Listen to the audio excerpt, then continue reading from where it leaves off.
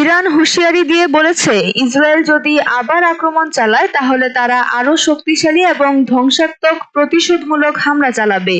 ইরানের সশস্ত্র বাহিনীর মুখপাত্র ব্রিগেডিয়ার জেনারেল আবুল ফজল শেকারচি বলেন, দেশের সশস্ত্র বাহিনী যেকোনো সম্ভাব্য ইসরায়েলি আগ্রাসনের বিরুদ্ধে আরও শক্তিশালী এবং কার্যকর জবাব দিতে প্রস্তুত রয়েছে। তিনি ডিফা প্রেসকে দেওয়া এক সাক্ষাৎকারে বলেন, আল কুদস দখলদার শাসন যদি কোনো ধরনের আগ্রাসন চালায়, আমাদের জবাব হবে আরও বেশি শক্তিশালী, তীব্র, কার্যকর এবং এমন ফল বয়ে আনবে যা তাদের গভীর অনুশোচনায় ফেলবে।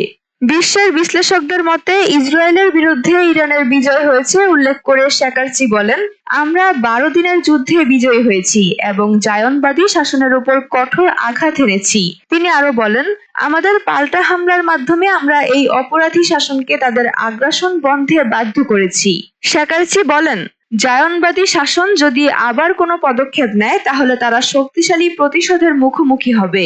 ইসলামী বিপ্লবী গার্ড বাহিনীর মুখপাত্র ব্রিগেডিয়ার জেনারেল আলী মোহাম্মদ নাইনি শুক্রবার বলেন, ইসরায়েল যদি ইরানের বিরুদ্ধে আবার কোনো আগ্রাসন চালায় তাহলে ইরান আর কোনো সীমারেখা মানবে না।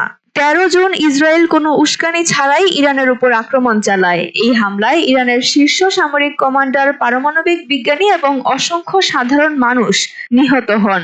ইসরায়েলি হামলায় ইরানের সামরিক ও পারমাণবিক স্থাপনা, রাষ্ট্রীয় সম্প্রচার ভবন, স্বাস্থ্য কেন্দ্র, সেবা কেন্দ্র, আবাসিক এলাকা এবং গ্রামীণ জনপদ ক্ষতিগ্রস্ত হয় এবং অসংখ্য বেসামরিক মানুষ হতাহত হন।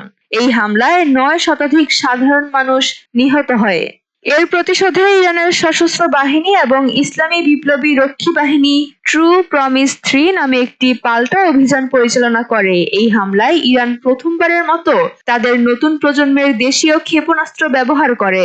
শত শত ইরানি ব্যালিস্টিক ক্ষেপণাস্ত্র এবং ড্রোন ইসরায়েলের আকাশ প্রতিরক্ষা ব্যবস্থাকে ভেদ করে দখলকৃত ফিলিস্তিনি ভূখণ্ডের সামরিক, গোয়েন্দা, শিল্প, জ্বালানি এবং গবেষণা স্থাপনায় আঘাত হানে।